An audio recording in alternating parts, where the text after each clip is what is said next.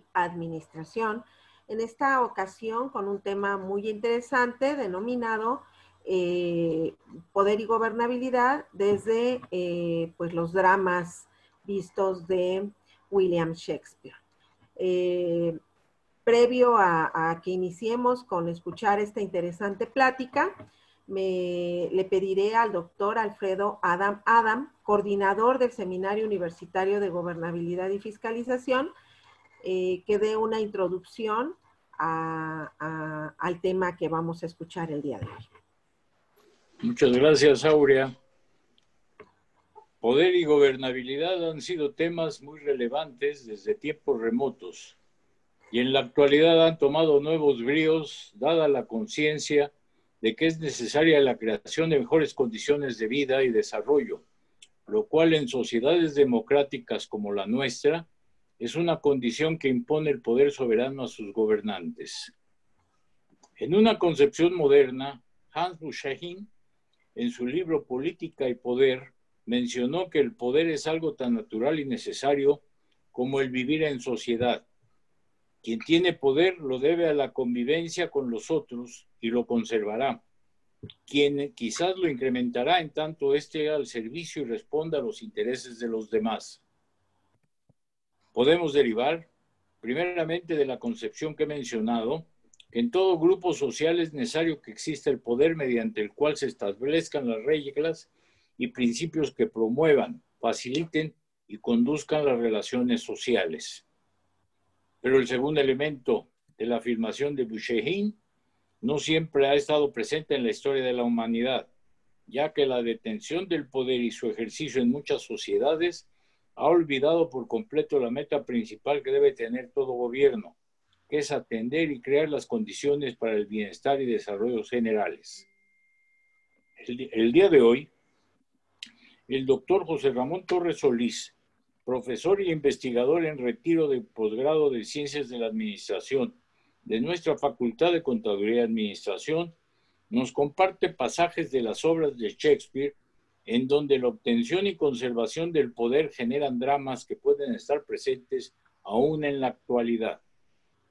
Solicito a la maestra Aurea del Carmen Navarrete Arjona, del Seminario Universitario de Gobernabilidad y Fiscalización, que nos presente a nuestro expositor el día de hoy. Muchas gracias. Gracias, doctor. Pues el doctor José Ramón Torres Solís es egresado de la UNAM. Empieza sus estudios en esta institución en la Escuela de Iniciación Universitaria Preparatoria 2 y siguió su formación académica hasta la obtención del grado de doctor en Administración en la Facultad de Contaduría y Administración, donde ha sido profesor, donde fue profesor investigador durante 35 años. Se desempeñó como jefe de la División de Estudios de Posgrado y ha dirigido hasta ahora 29 tesis de doctorado, 46 de maestría y 18 de licenciatura. Profesor de prestigio internacional, ha enseñado en importantes universidades de Canadá, Estados Unidos, China y Argentina. Su práctica profesional y académica se ha dirigido hacia la administración de recursos humanos principalmente, incluyendo puestos como director administrativo de Canal 22 de TV, director de recursos humanos del Gobierno del Distrito Federal y director de Administración y Finanzas de la Productora Nacional de Radio y Televisión, entre otros. El doctor Torres Solís tiene importantes aportaciones con artículos y libros, y también acompaña a su actividad administrativa otro amor profesional de su vida, que es la música, en donde también cuenta con un doctorado dado por la Universidad Nacional Autónoma de México, por el que fue merecedor de la medalla Alfonso Caso. En su momento inició su formación como violinista y pues realmente es una persona que tiene una amplia experiencia tanto en el ámbito administrativo como en este segundo amor suyo, que es la música. Previo a darle la palabra al doctor Torres Solís, les pido por favor que quienes tengan dudas las escriban en el chat de la reunión Al finalizar la actividad, se agruparán estas preguntas y se plantearán al ponente para que nos haga favor de responderlas. Pues, doctor, bienvenido a esta actividad. Muchas gracias por sumarse con nosotros y le cedemos la palabra. Muchas gracias, Aurea del Carmen. Qué gusto verlos. Un honor poder participar aquí en mi facultad, que sigue siendo mía, ¿eh? Yo sigo siendo parte de, yo creo que hasta que, ya saben, hasta que el COVID me recoja. Fíjense que me da alborozo poder platicar de esto. A los administradores, a la gente que nos formamos ahí en la Facultad de Contaduría, a los contadores, a los informáticos, nos han dicho muchas veces que nosotros sabemos que de contabilidad y de que de costos y de no sé qué tantas cosas, pero que, ¿qué creen? Que nos dicen que somos medio incultos. Y yo digo que no. Yo digo que hay mucha gente muy valiosa. Yo recuerdo con mucho amor a mis compañeros, a mis directivos ahí en la facultad. Y en una ocasión fui a la Facultad de Filosofía y Letras a tomar un seminario con un hombre joven, muy docto, que nos enseñó algo acerca de Shakespeare y específicamente sobre sus dramas históricos. De eso me quiero referir el día de hoy, si ustedes me dan permiso. Empiezo así, tratándose de gobernabilidad, pueden acudir a la mente una importante variedad de conceptos relacionados. Uno de los más trascendentes y de mayor fortaleza es el poder. Yo diría que sin poder, pues nomás no hay nada. Aunque hablemos de política y de las grandes corrientes de dominación en el mundo, si no hay poder, nomás no hay nada. El problema es el uso y el abuso del poder. Obtener el poder a como dé lugar y al precio que sea ha sido una constante en el devenir histórico de la humanidad. De ahí el sobresaliente interés de que sea tema de este trabajo el conjunto de las experiencias históricas narradas a través del cerebro privilegiado de un pensador de la talla de William Shakespeare y contrastarlo con nuestra realidad cotidiana de la actualidad.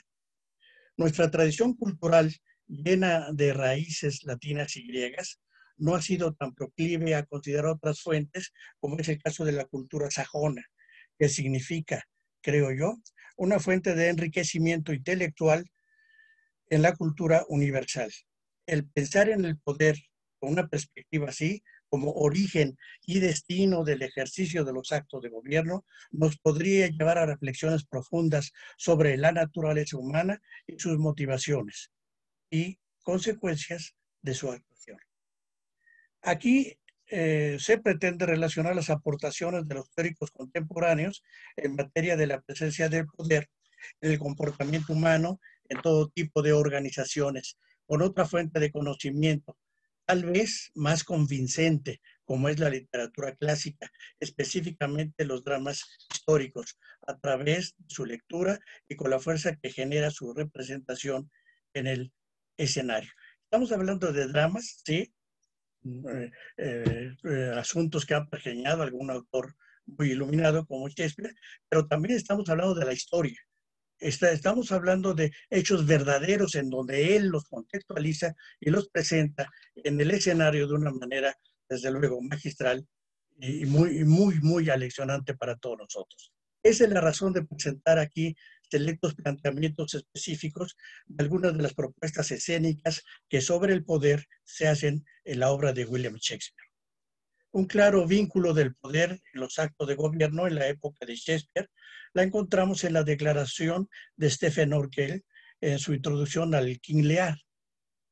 Podemos traducir de la siguiente manera. Dice Orwell: en los tiempos de Shakespeare, los hechos políticos eran tratados profusamente.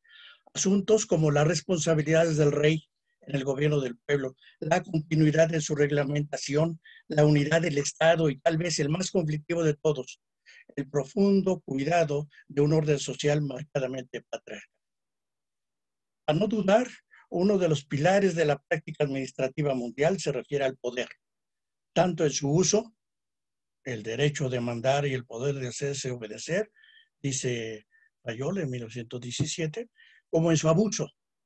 El que manda, manda. Y si se equivoca, vuelve a mandar. Eso se lo oí decir esto último al capitán Franco, comandante de la tercera compañía de la Infantería de Marina. Efectivamente, uno de los conceptos citados con toda frecuencia por los autores más connotados y aceptados en la teoría de la administración es el principio de autoridad, basado precisamente en el uso del poder. Luis Cruz, un compañero nuestro de aquí de la facultad, menciona que lo que define al poder es la legalidad, mientras que a la autoridad la define la legitimidad. Yo agrego que si se hace una consideración más general, habrá que pensar que no todo el poder es legal, porque el que roba, como el que mata, ejerce un poder enorme sobre sus víctimas y, desde luego, tal poder es absolutamente ilegal. Poder es una forma de dominio en la que se impone un sistema de control sobre los demás por cualquier medio previsto para ello, sin apelar necesariamente a la legitimidad. Me referiré ahora a un profesor, maestro, investigador, filósofo enorme que tuve el gusto de conocer y aprenderle un poquito, pero le aprendí, don Luis Villoro. Él dice, complejo término este del poder. Poder se utiliza en el lenguaje ordinario con significados variables. Puede tener un sentido análogo a fuerza, capacidad, dominio, violencia, según los contextos.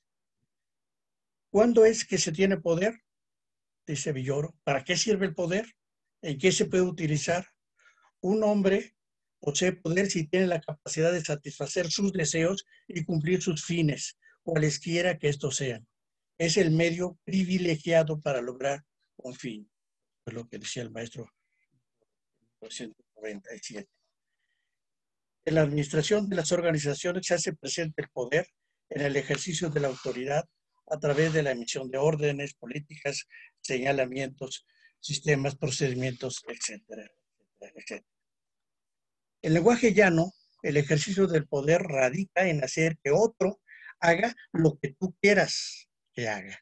Para ello se puede echar mano de todos los métodos imaginables de coerción, de seducción y o de manipulación, desde las más sutiles hasta los más violentos, como por ejemplo la amenaza de despido en el ámbito laboral y otro de envergadura extrema como atentar sobre la vida humana. No haces lo que quiero, entonces ahora vas a ver. El uso de la autoridad se manifiesta en todo acto de dominación. Es posible debido a la existencia del poder en cualquier ámbito de la sociedad. Tal es el caso del poder físico, el militar, el jurídico, el amoroso, el político, el económico, el intelectual o el religioso. Cuando alguien oye que en el ámbito amoroso hay poder, creo que hay que tenerlo muy en cuenta. Bueno, pues se usa el concepto de poder en los regímenes de gobierno de un país, como es el caso de México, en el que se distingue el poder judicial, el legislativo y el ejecutivo. En el ámbito de la comunicación se habla del poder de convocatoria, del poder de convencimiento y el poder de los medios, entre otros. El poder se encuentra a cada paso de la existencia humana. Puede definirse la autoridad, nos dice Simon, como el poder de tomar decisiones que guíen las acciones de otros. Es una relación entre los individuos, superior el uno y subordinado el otro. El superior da forma y transmite las decisiones con la expectativa de que serán aceptadas por el subordinado. El subordinado espera tales decisiones y su conducta está determinada por ellas. Por tanto, la relación de autoridad puede ser definida en términos puramente objetivos y de comportamiento. El poder en manos de los dirigentes de todo tipo de organizaciones públicas y privadas implica la posibilidad de corrupción. Yo mando, yo decido, yo encubro. El poder absoluto en ciertas monarquías, como la del versallesco, aquel rey Sol Luis XIV, decía, el Estado soy yo, con toda la soberbia, derroche y despotismo que 2 generaciones después llevaron a otro Luis, con su consorte, ante un pueblo enardecido hasta el cadalso. Parafraseando a Margaret Yourcenar, si el poder corrompe, el poder absoluto corrompe absolutamente. En aras del poder o en la búsqueda del poder se ha gestado todo tipo de abusos en todas las sociedades mundiales. Parece ser un fin que justificara cualquier medio para lograrlo. Es un entramado circular en el que suceden dramáticos acontecimientos que le convierten en un rayo más, decía el maestro Villoro, en un rayo más en la rueda sin descanso del poder y la violencia. Y solo hay una vía de escapar de esa rueda: acabar con el deseo de poder por sí mismo. Un autor muy reconocido en el área de comportamiento humano de las organizaciones, específicamente en cuanto a motivación, McClellan, dice en su teoría que propone 3 aspectos a considerar: logro, afiliación y poder. En el primero se refiere a aquellos directivos que establecen metas y se empeñan en cumplirlas. El segundo, a aquellos que necesitan ser queridos más que lograr la consecución de metas. Y el tercero, a quienes están interesados por sobre todas las cosas en el poder. Quienes pertenecen a este grupo son más efectivos, ven las metas organizacionales más claramente, exhiben mayor espíritu de equipo. Otro autor muy famoso en el comportamiento humano, Robbins, dice que los mejores gerentes son los que tienen alta necesidad de poder y baja necesidad de afiliación. De hecho, una alta motivación por el poder debe ser un requerimiento para la efectividad gerencial. Así de que él receta que los directivos de cualquier índole, ya sea de las organizaciones públicas o privadas, tengan una inclinación, un requerimiento muy especial por el poder en su motivación. Cuando McClellan menciona la necesidad de afiliación, habrá que tener presente a Nicolás Maquiavelo en El Príncipe, cuando dice, en 1821 dice su obra, y Maquiavelo en 1532, en El Príncipe, menciona que se disputan acerca de si es mejor que el príncipe sea más amado que temido. Y yo pienso que de lo uno y lo otro necesita, pero como no es fácil hacer sentir en igual grado a los mismos hombres estos dos afectos, habiendo de escoger entre uno y otro, yo me inclinaría al último de preferencia. Eso es lo que dice Nicolás Maquiavelo. De manera que Maquiavelo está hablando también de la diada eterna, Eros y Thanatos. Aquí el amor y el miedo que puede inspirar el dirigente, el que tiene el mando, como condición para ejercer el poder. ¿Cuánto poder? Parece que tenerlo no es suficiente. El poder se demanda sin saciedad y de manera incremental en la motivación humana, de manera que además del poder mismo, de la afiliación y del logro, como propone McClellan, se hace presente la ambición como factor que nunca termina, actúa como catalizador e induce a porfiar en los cometidos humanos. Para el estudio de la autoridad y el ejercicio del poder es frecuente referirse a los clásicos de la filosofía griega, lo cual nos ha proporcionado una muy valiosa ilustración sobre aspectos fundamentales de la esencia del ser humano. El valor de la reflexión sobre tales aspectos puede nutrirse con la inspiración que proporcionan otros puntos de vista provenientes de pensadores epónimos con mentes privilegiadas. Tal es el caso de William Shakespeare, quien desde su trabajo, una de las más altas cumbres de la literatura universal, nos hace reflexionar sobre la gran variedad del comportamiento humano en pos del poder en el mundo trágico de la monarquía inglesa del siglo XVII y de vigencia ahora en nuestro mundo del siglo XXI. Son memorias del poder y la denominación, genealogías de reyes y gobernantes, monumentos que fechan y magnifican acciones de guerra y entronizaciones de reyes. Cumplían la doble tarea de recoger aquello que sancionaba y legitimaba el poder establecido. Esto nos lo platica Floris Cannon, un autor especializado en estos. Sus personajes han sido estudiados y las obras a las que pertenecen desde muchos ángulos y perspectivas son para la mayoría de sus lectores los personajes masculinos, los que primeramente llegan a la memoria. ¿Quiénes? Todo el mundo, hablamos de Hamlet, Macbeth, El Rey Lear, etc. Su serie menos atendida en tierras no angloparlantes es La Historia, pero me atrevería a decir que se trata del laboratorio dramático del Cisne Dragón. Sus grandes ideas, sus personajes casi vivos, sus parlamentos célebres desde que fueron escritos y pronunciados por primera vez en la época de Isabel o de Jacob. Las situaciones dramáticas extremas se encuentran en este ciclo de los reyes y sus reinas, nos platica Almada, este hombre joven muy valioso de la Facultad de Filosofía y Letras de nuestro. Al parecer, Shakespeare no tuvo mayor vínculo con la obra de los grandes filósofos ni dramaturgos de la Grecia clásica, lo que implica un cierto enfoque independiente, enriquecedor sobre las pasiones humanas que alimenta el afán de reflexión que hemos aludido. Alejado de la obra de autores griegos, que en la dramaturgia fue desarrollada profundamente por Esquilo, Eurípides, Sófocles, así como desvinculado de las ideas de la tríada clásica de la filosofía griega, con Sócrates, Platón y Aristóteles. Con sus ya 25 siglos sobre sus hombros, viene Shakespeare a imprimir frescura de hace apenas 4 siglos. En el análisis trágico de las pasiones desencadenadas en la lucha por el poder para gobernar al pueblo, crímenes, traiciones y deslealtades que se siguen viviendo en la sociedad actual.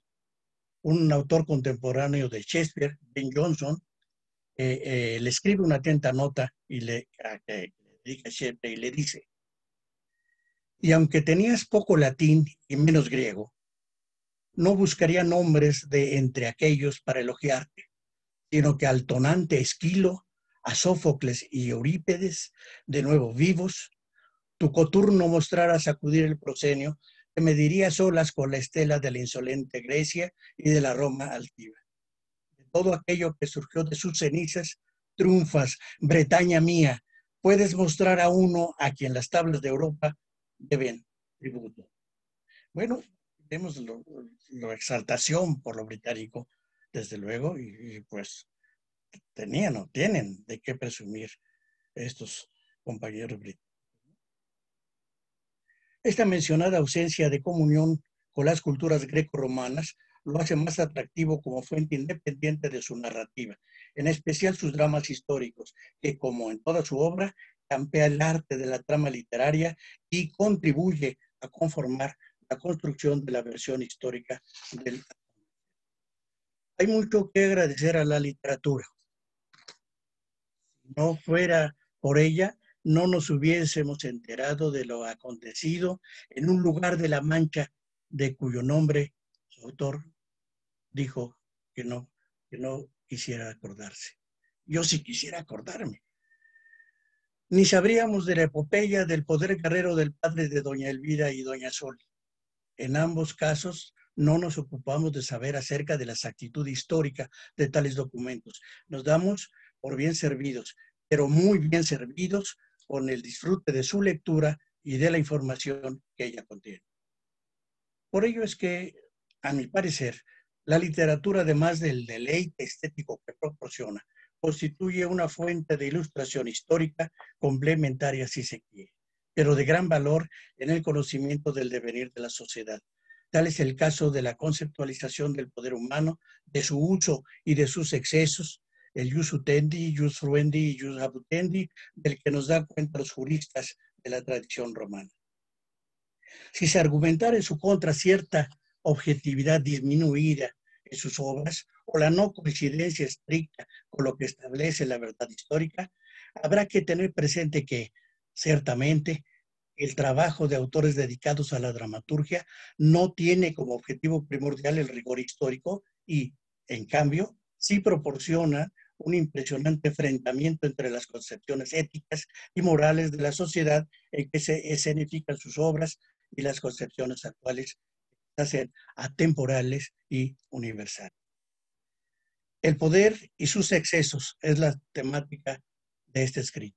Y para esos fines se comentan aquí algunos pasajes de la dramaturgia shakespeariana en los que a ellos se refiere, enfatizando que se presente vincular, que se pretende vincular con algunos conceptos y hechos sobre poder político que en su devenir histórico se hacen presentes en nuestro mundo actual. En estos tiempos en que se lucha simultáneamente por el pasado y el presente, surge también con fuerza la crítica histórica, la revisión de los testimonios en que se funda la interpretación propia y la antagónica del pasado. Un elemento imprescindible en la gobernabilidad se inicia con el poder. Se lucha por obtenerlo, por la razón o por la fuerza, con todas las consecuencias que esto implica. En tal virtud, comento en este escrito la lucha por el poder, como la expone desde el arte literario el enorme pensador al que aquí se hace referencia, en una selección de sus más renombrados dramas históricos vinculados con esta temática, y me refiero a los siguientes: Macbeth, de 1623, Enrique V de 1600, Ricardo III de 1597, Hamlet de 1598 y El Rey Juan de 1597. Separado de estos 5 monumentos dramáticos, me voy a referir también al Mercader de Venecia de 1600. Esta última, como les decía, les adelantaba, está fuera del dramático contexto de asesinatos y traiciones, pero presenta el uso del poder en determinados fines comerciales, en el amor y en la impartición de la justicia. Desde una perspectiva histórica como vínculo enriquecedor al tratar de conocer el comportamiento del ser humano, por amplias que sean sus diferencias, literatura e historia coinciden en un punto: ambos son intentos por comprender la condición del hombre a través de sus posibilidades concretas de vida. Esto lo dijo el maestro. Con la consideración de la literatura clásica de Shakespeare, se pretende propiciar una reflexión profunda sobre la naturaleza humana y propiciar una reflexión, además, de la conducta que se llega a asumir cuando de la conquista del poder se trata. El primero de nuestros invitados es Macbeth. Macbeth, publicada por Shakespeare en 1623, menciona algo espeluznante por la consecución del poder. Para ascender al poder del reino de Escocia, Macbeth urde en conclusión de su esposa, urde en conclusión de Macbeth, asesinar a Duncan, el rey de Escocia, a quien ha recibido como huésped. Él lo tiene de huésped en su casa. Esta obra Shakespeare expone no solo la insaciable sed de poder, también expone el asesinato, la traición y sus consecuencias como medios deleznables para obtenerlos.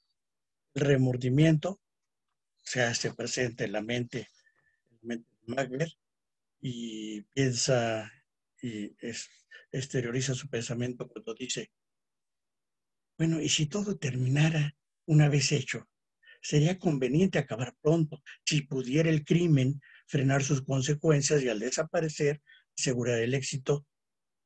Aquí, sin embargo, donde se nos juzga porque damos instrucciones sangrientas que aprendidas son un tormento para quien las da. En su ambición de poder, Macbeth duda: ¿de veras debería yo de cometer la acción de las?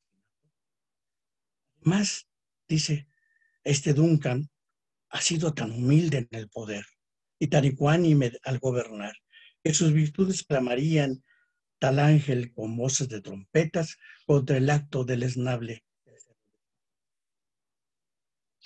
Pero que aparece Lady Macbeth y le dice al marido: ¿quieres acaso poseer lo que ornamento crees de la vida y vivir ante ti como un cobarde, dejando que quisiera suceda el no me atrevo, como hace el pobre gato del refrán?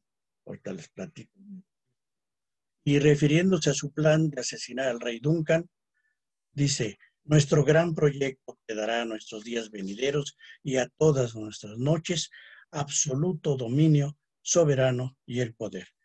La referencia al gatito alude a un proverbio inglés de aquel menino que se quiere comer al pez, en su pecera, el pececito, pero el gato pues no se quiere mojar las patitas. Bueno, Macbeth dice, se arma de valor, bueno, ya lo armó su esposa de valor, y le dice, está ya decidido, concentraré toda la fuerza de mi cuerpo en este horrible acto. Adelante y engañemos a todos fingiendo la inocencia, que esconde al rostro hipócrita lo que conoce el falso corazón. Ups. El asesinato se consuma, Macbeth reina con tiranía en Escocia y más asesinatos se suceden hasta que Malcolm, el hijo del malogrado rey Duncan, recupera el poder cuando Macduff, general de su ejército, mostrando la cabeza que le cercenó a Macbeth, le dice, con la cabeza de Macbeth, y le dice, Macduff, salve a ti, rey de Escocia, le dice a Malcolm. El poder se usurpa con muerte, y con muerte se recupera. Podría ser un colofón de este siglo. El asesinato como medio de ascenso al poder no solo ha dado pábulo a los dramas históricos pergeñados hace 5 siglos en la obra de William Shakespeare. La sed de poder es insaciable y vigente en las sociedades contemporáneas, teniendo en cuenta que situaciones similares se han presentado en la historia reciente de la política mundial, con crímenes perpetrados sobre connotados líderes de diversos países. En México, al inicio del siglo XX, el asesinato del presidente Madero, del vicepresidente Pino Suárez y del presidente Carranza. En ese mismo siglo es perpetrado en Estados Unidos el asesinato del presidente John Fitzgerald Kennedy. 100 años antes, el del presidente Abraham Lincoln. También se registra el asesinato como medio para impedir que alguien llegue a asumir el poder, como es el caso de Luis Donaldo Colosio en México en 1994 y el de Robert Kennedy en 1968, ambos candidatos a la presidencia de su respectivo país, dramas históricos en los que la realidad supera a la fantasía del escritor. Así de que no solamente son cuentos de Shakespeare, fantasía de él, sino aquí lo podemos ver, lo hemos visto y nos ha tocado cercanamente ser testigos de algunas de esas cosas.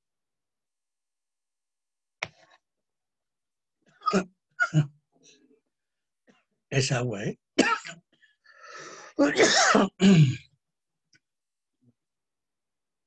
En otra obra, que es el Enrique V,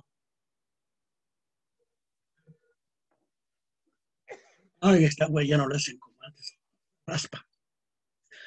Enrique V, una obra de Shakespeare publicada en 1600. Enrique V, al requerir en amores a la francesa Catalina, con quien Enrique V de Inglaterra pretende matrimonio, en plena lucha por el poder político de Inglaterra sobre Francia, se gesta el siguiente diálogo. Catalina le dice, ¿es posible que yo pueda amar al enemigo de Francia? Y Enrique V le dice, no, no es posible que debáis amar al enemigo de Francia, porque yo amo tanto a Francia que no quiero prescindir de uno solo de sus pueblos. Quiero que sean todos míos. Santo. Y entonces me demostrarás que sabes engendrar soldados. No podríamos tú y yo con San Dionís y San Jorge hacer un niño medio francés y medio inglés que fuera a Constantinopla a tirarle las barbas al turco. ¿No podríamos? ¿Qué dices, amada Flor de Lis? Así, invocando a los santos nacionales de Francia uno y de Inglaterra el otro, se plantea el inicio amoroso de una alianza que podría fructificar en un heredero de tal poder que fuera capaz de enfrentar a Turquía. Sigue el rey Enrique V diciendo, revela los movimientos de tu corazón con la mirada de una emperatriz. Tómame de la mano y dime, Enrique de Inglaterra, soy tuya. Y así que estas palabras me cautiven al oído, yo te diré bien alto, Inglaterra es tuya, Irlanda es tuya, Francia es tuya y Enrique Plantagenet es tuyo. No era poca cosa la porción europea que estaba en juego en esta transacción amorosa por el poder. El cortejo amoroso sigue y el poder en juego es grande. Enrique V le dice, beso tu mano y te nombro mi rey. Catalina le dice, pues yo creo que muy lista, le dice, dejadme, señor, dejadme, a fe que no quiero que rebajéis vuestra grandeza besando la mano de una indigna. Dejadme, os lo suplico, mi muy poderoso. Reconociendo a Enrique V como mi muy poderoso señor, Catalina cede finalmente y el poder de la conquista amorosa queda de manifiesto al concertarse una alianza franco-inglesa. Culmina la obra Enrique V diciendo, ah, Catalina, las costumbres más escrupulosas se inclinan ante los grandes reyes. Querida Catalina, ni tú ni yo podemos encerrarnos dentro de los estrechos límites de las maneras de un país. Somos nosotros quienes dictamos las maneras. Y bueno, si hubiera quedado ahí, pues viene otro oro igual, quién sabe. Ustedes, Shakespeare publica en 1597 Ricardo III. Shakespeare inicia esta obra haciendo la presentación de Gloucester, futuro rey de Inglaterra, enfatizando sus nada envidiables dotes. Gloucester dice, yo, cuya grosera estampa no conoce la majestad con que el amor se pavonea ante una ninfa libertina y desenvuelta, yo estoy privado de bellas proporciones y traicionado en mis rasgos por falaz naturaleza, deforme, inconcluso y enviado antes de tiempo a este mundo viviente, a medio hacer apenas, y además tan cojo y tan falto de garbo, que los perros me ladran cuando me detienen. Ah, hijo, como que no se quería él mucho o era muy realista, quién sabe. Con tal descripción de su físico, la de su personalidad no desmerece en lo absoluto, pues se trata de un sujeto que se dedica a múltiples atrocidades para llegar al poder, incluyendo los asesinatos de sus propios. Con bien urdidos embustes y argumentos de peso, si no fracaso en mi tenebroso intento, este hombre, Clarence no le resta ni un solo día de vida, por lo cual Dios acoja en su seno al rey Eduardo y me deje a mí el mundo para disfrutarlo. Me casaré entonces con la hija de Warwick, que aunque yo maté a su esposo y a su padre, no hay medio mejor para satisfacerla que convertirme en su esposo y en su padre. Suena muy fuerte, ¿verdad? Una cosa así bien canija. Asesino confeso, hacedor de viudas, pero muy dispuesto a reparar sus faltas, ofreciéndose como amante esposo puesto. Quien te privó, señora, de ese esposo, lo hizo para procurarte otro mejor. Ana, la viuda, amenaza con atravesar con la espada a Gloucester, quien le dice, ok, no te detengas. Yo maté al rey Enrique. Pero tu beldad me indujo a ella. Mátame pues ahora. Yo asesiné a Eduardo, pero me dio celestial semblante. ¿Ya ves? Tienes la culpa. ¿Para qué es tan bonita? Tú me hiciste yo mataré. Yo no soy malo. Eres tú la que con tu belleza tal atrocidad. Con tan efectivo cortejo, la viuda cede y accede a ponerse un anillo que le ofrece Gloucester, ante asesino, quien así prueba el poder de la seducción. Es otro poder muy importante, seducción. Y dice, fue nunca mujer de ese modo conquistada, será mía, mas por tiempo limitado. ¿Cómo? Yo que maté a su esposo y a su suegro, la he ganado cuando más me aborrecí. Teniendo a Dios, su conciencia y tanta traba en contra mía, y yo sin más apoyo que el diablo y mis trazas embusteras y vencerla contra el mundo entero. Finalmente, tras una cruenta matanza, un criminal que se alza con el poder del trono y en un espeluznante recuento de los daños, entre una realeza llena de asesinos y traidores, sufriendo el dolor por sus hijos y el esposo muertos, la reina madre dice, la reina Margarita, dice, yo tenía un Eduardo y un Ricardo lo mató. Yo tenía un marido y un Ricardo lo mató. Tú tenías un Eduardo y un Ricardo lo mató. Tú tenías un Ricardo y un Ricardo. Hamlet es otra obra de las muy importantes obras señeras de Shakespeare, en donde la traición, el asesinato y la venganza en la lucha por el poder se hacen presentes en la historia del príncipe de Dinamarca. Príncipe que nunca llegó a ser rey, comprometiendo su vida a vengar la muerte de su padre. El rey Hamlet, quien traicionado por su esposa, es asesinado por su propio hermano. En esta obra sale a relucir la famosa frase, tal vez la más conocida del lenguaje shakespeariano. To be or not to be, that is the question. Célebre monólogo del príncipe Hamlet al considerar el dilema de la existencia misma, la vida o la muerte, la vida en la que se debe enfrentar todas sus vicisitudes o la muerte como un dulce sueño y la solución para eludir todos los retos que le plantea la existencia. Ser o no ser, ese es el dilema. Hamlet ha estado en comunicación con el alma de su padre. Un rey que le revela cómo fue asesinado por su propio hermano, Claudio, quien así se apodera no solo del poder soberano, sino también de la reina, Gertrudis, su cuñada, a la que hace su esposa como premio a su complicidad. El fantasma del rey Hamlet dice, yo soy el alma de tu padre, destinada por cierto tiempo a vagar de noche y aprisionada en fuego durante el día, hasta que sus llamas purifiquen las culpas que cometí en el mundo. Luego que me oigas, haz venganza, le dice a su hijo. Esparcióse la voz de que estando en mi jardín dormido, me mordió una serpiente. Todos los oídos de Dinamarca fueron groseramente engañados con esa invención.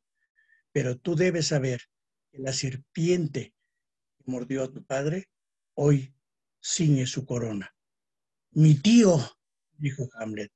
El fantasma del rey Hamlet contesta, sí, aquel incestuoso, aquel monstruo adúltero, valiéndose de su talento diabólico, valiéndose de traidoras dádivas, supo inclinar a su deshonesto apetito la voluntad de la reina, mi esposa, que yo creí tan llena de virtud.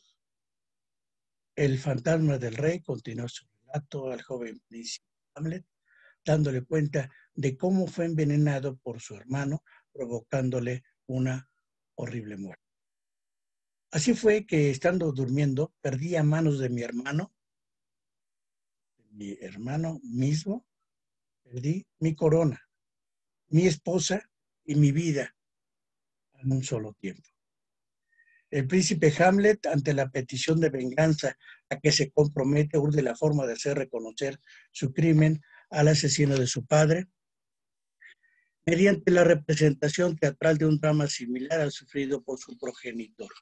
A partir de ello se desencadena una serie de envenenamientos, el de Claudio, usurpador, rey fratricida, cuando el príncipe Hamlet lo atraviesa con una espada con punta impregnada de veneno, que en principio estaba dirigido a matar al propio Hamlet, consumándose así la venganza que le había sido demandada por el espíritu de su padre. Gertrudis, la reina, madre del príncipe Hamlet, también muere envenenada en ese mismo momento al tomar una copa de vino con mortífero veneno que había sido preparada por Claudio para ultimar al príncipe en caso de que la muerte con la espada fallara. La ambición de poder conduce a Claudio al asesinato de su propio hermano para quedarse con su trono y con su esposa. Venganza, asesinatos, intrigas y ambición de poder. léxico no ajeno a nuestra contemporaneidad y constante en la descriptiva shakespeariana del príncipe que nunca llegó a ceñir la corona del rey de Dinamarca. Ah, si él hubiese ocupado el trono, sin duda hubiese sido un excelente monarca, termina diciendo Fortinbras, príncipe noruego que asume el trono de Dinamarca. Desde que nadie sabe por quién pelea, no se quedó el trono, sino con un extranjero. Otra obra muy importante de Shakespeare es El Rey Juan. El Rey Juan lo publica en 1597 y Shakespeare presenta como la lucha por el poder, como la lucha por el poder lleva a la confrontación bélica de dos países de tradicional potencia militar, Inglaterra y Francia. Felipe, rey de Francia, increpa a Juan, rey de Inglaterra, acusándole de haber usurpado la corona a su hermano mayor Godofredo, ya que el derecho de la sucesión a la corona inglesa correspondía al hijo de este, Arturo Plantagenet.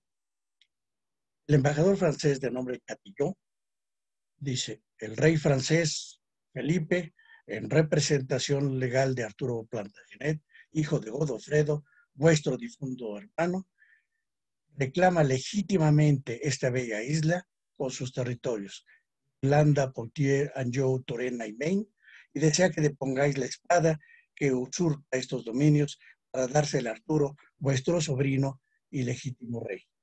Esto contesta el rey Juan al embajador francés. ¿Y qué ocurrirá si me niego a su deseo? Ay, Chatillo le dice: una guerra feroz y sanguinaria para hacer valer unos derechos detentados por la fuerza. Rey Juan dice: habrá guerra por guerra, sangre por sangre, dominio por dominio. Díselo así al rey francés.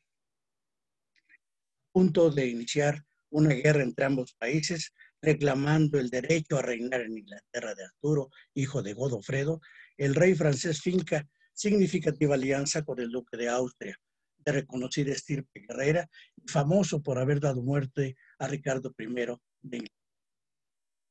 Este Ricardo I es aquel Ricardo Corazón de León, muy famoso, de quien dice la leyenda que estando encarcelado junto a un león, le arrancó el corazón a la fiera, metiéndole la mano a través de la garganta y arrancándole el corazón. Bueno, eso dice la ley. La alianza se gesta al tiempo que el rey inglés desembarca con su ejército frente a Angers y quedan dispuestos al enfrentamiento bélico. El rey Juan, inglés, dice: paz a Francia, si Francia en paz me permite recibir mi justa y legítima herencia. Si no, que sangre Francia y la paz suba al cielo. Como agente de la ira de Dios, castigaré el desprecio orgulloso que envía su paz. El rey Felipe francés le contesta: paz a Inglaterra si su ejército vuelve de Francia a Inglaterra para vivir en paz. Luis de Francia interviene y le dice al rey inglés: rey Juan, este es en esencia nuestro asunto. Por los derechos de Arturo te reclamo Inglaterra e Irlanda, Anjou, Touraine y Maine. ¿Renunciarás y depondrás las armas? Antes mi vida, le dice el rey Juan. Te desafío, rey de Francia. La situación se complica con la participación de quién? Del poder eclesiástico, detentada por el Papa Inocencio, quien envía a Pandolfo, cardenal de Milán, como embajador ante el rey Juan, quien así contesta a Pandolfo. Juan dice: ¿qué poder terreno puede interrogar al libre aliento de un rey consagrado? Tú, cardenal, no has podido inventarte un nombre más vano, ridículo e indigno que el del Papa para exigir respuestas. Díselo así, y de la boca del rey de Inglaterra añade esto: ningún cura italiano cobrará en mis dominios diezmos ni tributos, y como soy la cabeza suprema por voluntad divina, esta supremacía la ejerceré yo solo en mi reino, sin ayuda de otra mano mortal. Díselo así al Papa, dejando aparte reverencias a él y a su usurpada autoridad. Entonces el cardenal ejerce la mayor presión de que puede echar mano para ejercer su poder. ¿Cuál es esa mayor presión? La excomunión. Otorga todos los alicientes divinos a quien tomare la vida del rey Juan. Se licita que maten al rey Juan. Y ordena al rey Felipe, so pena de excomunión, levantar el ejército francés frente a los ingleses. Pandolfo dice, entonces, mi legítimo poder te declaro maldito y excomulgado, y bendito será quien se revuelva contra la lealtad tributada a un hereje, sea benemérita la mano, canonizada y venerada como santa, y ponga fin, aunque sea con perfidia, a esa odiosa vida tuya. Y continúa. Felipe de Francia, bajo pena de excomunión, retírale tu apoyo a este archihereje y levanta contra él tu ejército de Francia si él no se somete.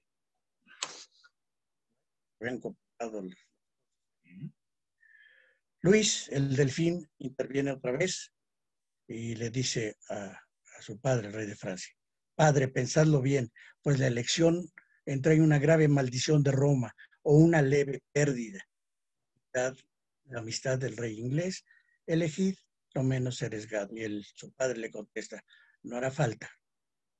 Rey Juan, rompa contigo. Y el rey Juan le dice, rey de Francia, te pesará esta hora en 1 hora. Así las hostilidades se renuevan a partir de la intervención del enviado del Papa y una tregua pactada se rompe para pugnar sobre la obediencia al Papa a la que se enfrenta Juan y defiende Felipe. Otra vez la guerra franco-inglesa se enciende. Los ingleses vencedores retornan a su patria y el rey Juan lleva a Arturo, su sobrino, heredero al trono usurpado, con la intención de asesinarlo. El supuesto asesino no consuma tal tarea y finalmente Arturo intenta escapar, pero encuentra la muerte al brincar la muralla de su. El rey Felipe, que puede ir bien si todo ha ido mal, dice, no estamos derrotados, no está perdido Angers, Arturo apresando muertos, tantos queridos amigos, no se ha ido a Inglaterra el sanguinario rey inglés, venciendo el gran obstáculo que Francia le ponía. El rey Juan muere envenenado y toma el mando su sucesor, Enrique. El cardenal Pandolfo propone la paz pugnando por un fin inmediato a esa guerra y el ejército francés, derrotado a su país, regresa y el drama termina con estas palabras. Esta Inglaterra jamás cayó, ni caerá bajo el pie orgulloso de un conquistador, salvo cuando ella misma se hizo daño, ahora reintegrados nobles. Atáquenos los 3/4 del mundo y temblarán. Nada nos va a doler si Inglaterra a sí misma. En este drama histórico aborda el conflicto Shakespeare, el conflicto internacional original de la usurpación del trono de Inglaterra y la decisión del rey de Francia para la intervención armada en el reclamo del trono. Tal confrontación se agrava con el accionar del poder de la Iglesia Católica, del Papa Inocencio, amenazando de excomunión y de muerte al rey inglés y además instigando al rey francés para que, so pena de ser excomulgado, proceda militarmente en contra del rey inglés. La lucha por el poder mediante la confrontación bélica que se da cuando los dirigentes de un país intervienen en los asuntos de gobierno de otro, cuando las potencias mundiales ejercen su poder militar para derrocar a los dirigentes de otros, o cuando se usa la fuerza para imponer regímenes de gobierno en otros países, son vívidos ejemplos de intervención del poder en la gobernabilidad de cada uno de ellos. Hasta ahí los dramas históricos. Pero les había anunciado hablar de otro tipo de poder. En el mercader de Venecia, teniendo yo presente aquel dicho de Quevedo, que dijo, poderoso caballero es don dinero, Shakespeare representa el poder del dinero en esta obra al referir la actuación del judío Shylock, que presta cierta cantidad a Bassanio por el aval de Antonio, quien se compromete a pagarlo puntualmente o sufrir una multa con eminente riesgo de muerte. Shylock dice, pues yo así os lo ofrezco. venid conmigo al notario y firmad tan solo un recibo.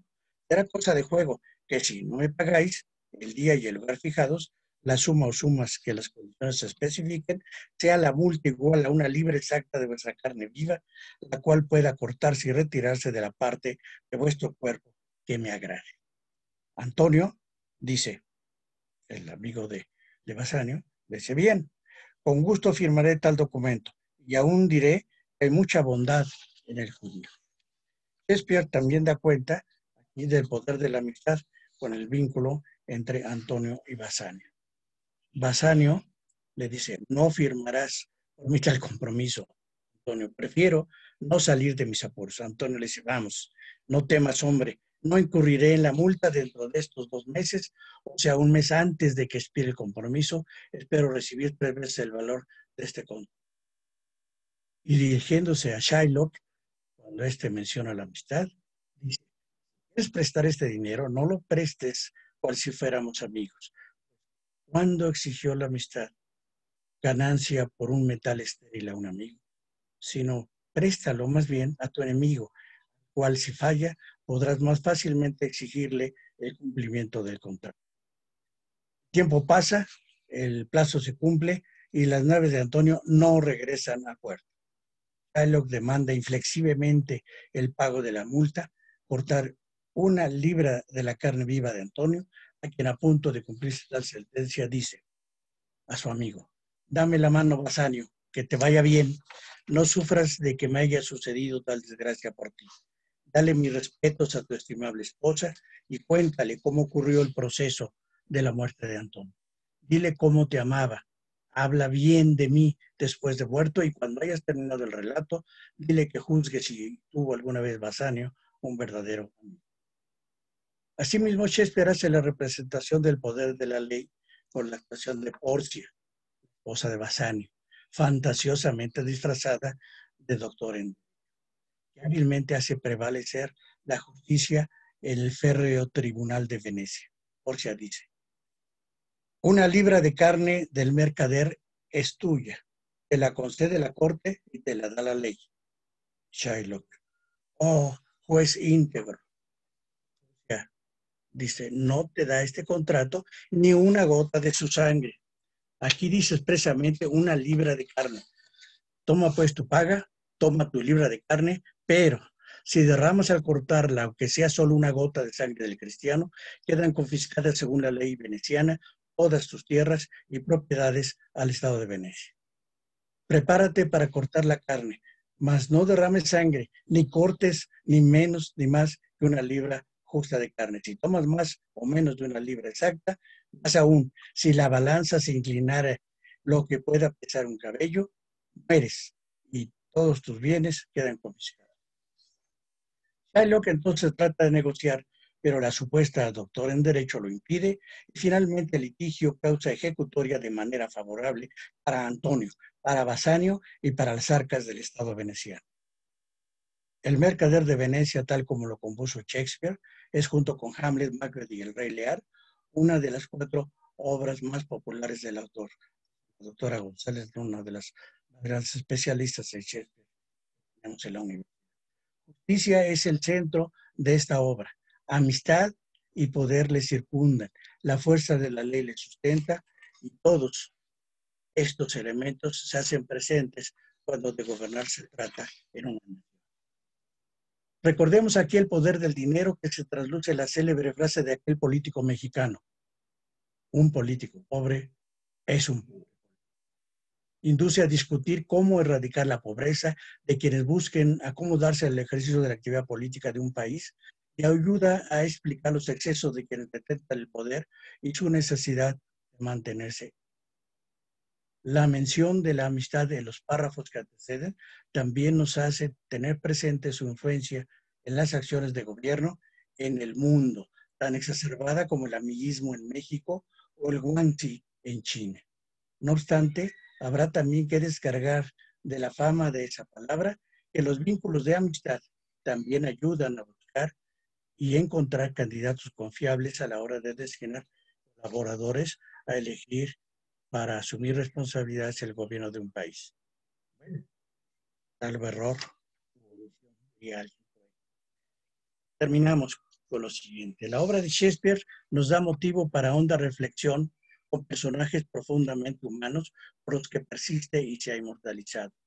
Con ello inspira la crítica social y da pábulo a un mejor acercamiento al influjo del uso del poder y a tratar de comprender el afloramiento de las pasiones humanas en diversas circunstancias de la. Desde luego, en la obra de William Shakespeare no se presenta teoría alguna sobre el poder en las organizaciones, sino lo que él hace es la recreación del poder cada vez que sus dramas trágicos se presentan en el escenario. En esta breve recapitulación de algunos pasajes de su obra, el Cisne de Abo nos hace reflexionar sobre la presencia de las pasiones que pueden llevar a los hombres a conductas deleznables en el ámbito político, en la lucha por la obtención del poder, asesinatos, incestos, traiciones, odios y venganzas que se asoman de manera frecuente en la historia de la humanidad.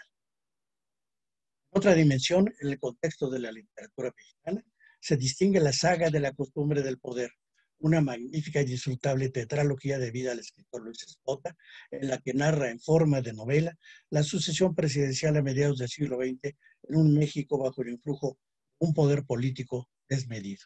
Todo el poder concentrado en un solo hombre, las vicisitudes de los aspirantes a sucederle y los intrincados vericuetos del sistema, como ilustración clara del abuso del poder en nuestro país. Reflexionar acerca del poder en el gobierno de los países que componen la geopolítica vigente en la actualidad y en las nítidas clasificaciones del poder en las organizaciones que presentan los teóricos de las ciencias de la administración nos enseña a entenderlo como fenómeno social.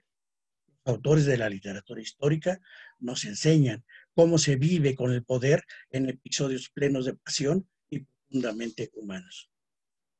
Tomarse a otros ámbitos del saber humano contribuye sensiblemente a la formación profesional con la amplitud de miras que requiere quien se dedica al ejercicio de la administración en todo tipo de organización. Al fin y al cabo, todas ellas siempre estarán formadas por seres humanos con todos los defectos y todas las virtudes que les son inherentes. Aprecio. Muchas gracias. Pues muchas gracias, doctor Torres Solís. Muy interesante la plática que nos dio y pues yo creo que muy clara porque no recibimos preguntas de los participantes. Pero que así sea, ojalá que así sea, que se hayan aburrido con mis dichos.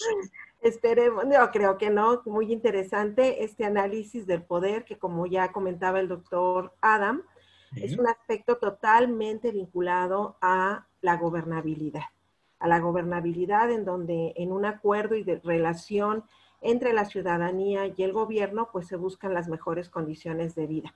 Y muchas veces en la historia, porque Shakespeare es un dramaturgo, pero en la historia de la humanidad, pues se han dado presencia ese tipo de cuestiones que usted manejó y sobre todo en la actualidad todavía hay muchos países y muchas situaciones que siguen estando vigentes y que nos identifican con este gran autor.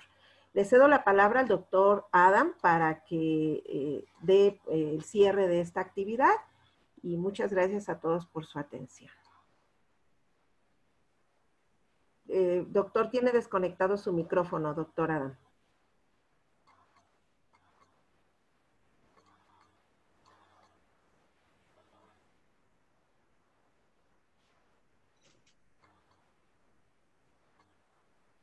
Ya está. A ver, ya está. Perdón por el manejo de toda esta tecnología nueva que nos está llevando a cosas nuevas en nuestra vida, ¿no? Bueno, por mi parte, dos cosas quiero comentar.